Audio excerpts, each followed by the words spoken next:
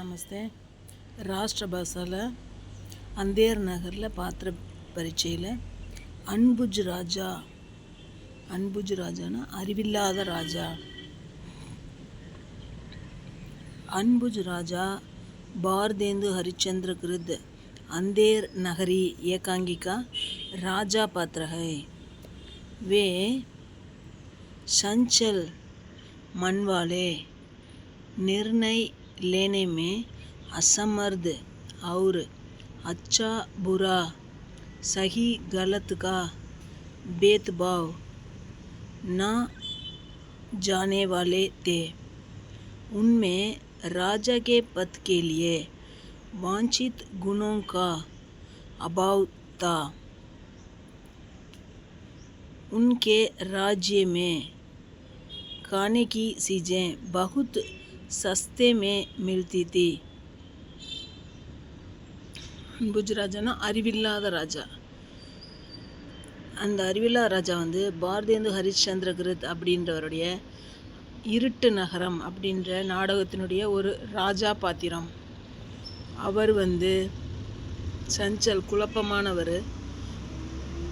குழப்பமான மனநிலை உள்ளவர். மன்வாலே நிர்ணய லேனமே, அவர் ஒரு நிர்ணயிக்கிறதுல, ஒரு டிசிஷன் எடுக்கிறதுல இயலாதவர். அந்த சமர்த்தனை முடியும், அசமர்த்தனை முடியாதவராக இருந்தார்.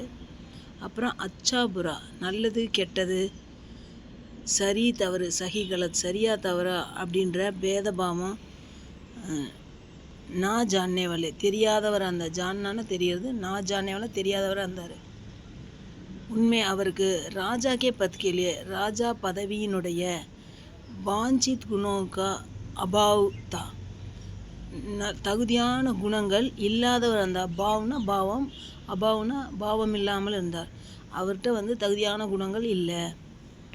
உன்கே ராஜ்யமே, அவருடைய ராஜ்யத்தில் கானேக்கி சீஜே, சாப்பிடக்கூடிய பொருட்கள் மிகவும் சஸ்தேமே, விலை குறைந்ததாக மில்தி தீ, கிடைத்து கொண்டிருந்தன. கிடைத்தது இல்லைனா கிடைத்தல்.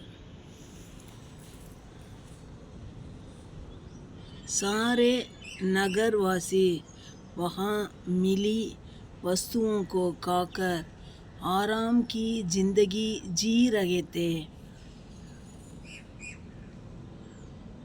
गुरु महंत ऐसे मूर्ख राजा के नगर में जीना आफत मानते थे।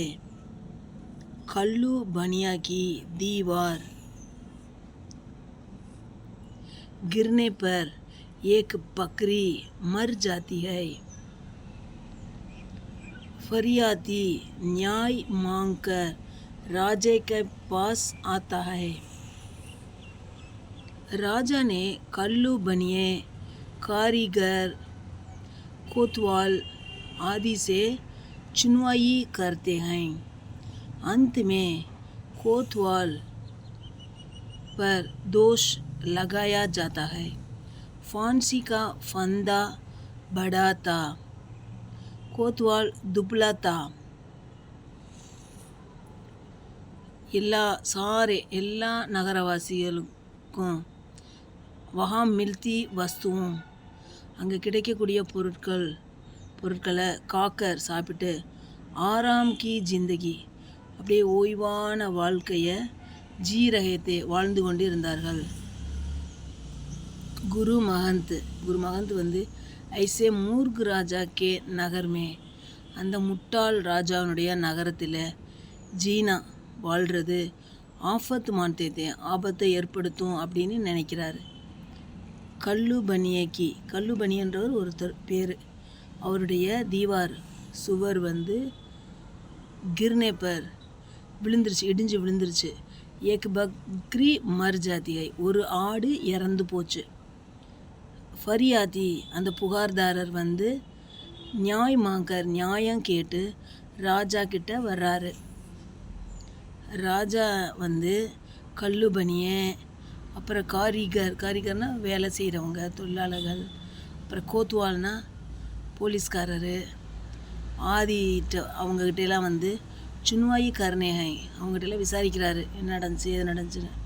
முடிவில் முடிவில் கோத்வால் போலீஸ்காரர் தான் வந்து தோஷ், அவர் தான் குற்றம் பண்ணவர் அப்படின்னு சொல்லி நிர்ணயிக்கிறாங்க. ஃபான்சி கா பந்தா, ஃபான்சின்னா தூக்கு கயிறு ஏற்றலான்ற அந்த தூக்கு கயிறு வந்து முடிச்சு வந்து படாத்தா பெருசாக இருந்துச்சு. கோத்வால் துப்லாத்தா, அந்த வந்து போலீஸ்காரர் வந்து ஒல்லியாக இருந்தார், துப்லா ஒல்லியாக இருந்தார். सस्ते दाम मिठाई खाकर गोवर्धन दास मोटा हो गया था, इसलिए राजा कोतवाल के बदले गोवर्धन दास को फांसी पर चढ़वाने की तैयारियां करता है. इतने में गुरु महंत आते हैं. गुरु महंत यह बताते हैं कि इस शुभ घड़ी में फांसी पर चढ़ने वाले स्वर्ग जाएंगे. इस बात को सुनकर राजा खुद फांसी पर चढ़ने वाले के लिए तैयार होते हैं. अंत में राजा को फांसी पर लटका दिया जाता है. குறைந்த விலையில் இருக்க மிட்டாயெல்லாம் சாப்பிட்டு கோவர்தன் தாஸ் வந்து குண்டாயிட்டான், மோட்டா பருத்து போயிட்டான். அதனால் வந்து ராஜா வந்து அந்த போலீஸ்காரருக்கு பதிலாக பதிலேனா மாறுதலாக கோவர்தன் தாஸை வந்து தூக்கில் ஏற்றுறதுக்கு தயாராகிட்டார். இவ்வளவில் வந்து குரு மகந்த் வந்து வர்றாரு. குரு மகந்த் வந்து இதை சொல்கிறாரு, என்ன, இந்த சுபமான நேரத்தில் ஃபான்சி பர் சடனேவாலா, அந்த தூக்கு கயிற்றில் ஏறுறவங்க ஸ்வர்க் ஜாயங்க, சொர்க்கத்துக்கு போயிடுவாங்க. இந்த விஷயத்தை கேட்டதுமே ராஜா தானே, குத்துனா செல்ஃப், தானே தூக்கு கயிற்றில் ஏறுறதுக்கு தயாராகிட்டார். அந்தமே ராஜாக்கோ ஃபான்சி பர் லட்கா தியா ஜாதா ஹை, அவரை வந்து அவரே தூக்கில் தொங்கிட்டார். ஓகே, தன்யவாத்.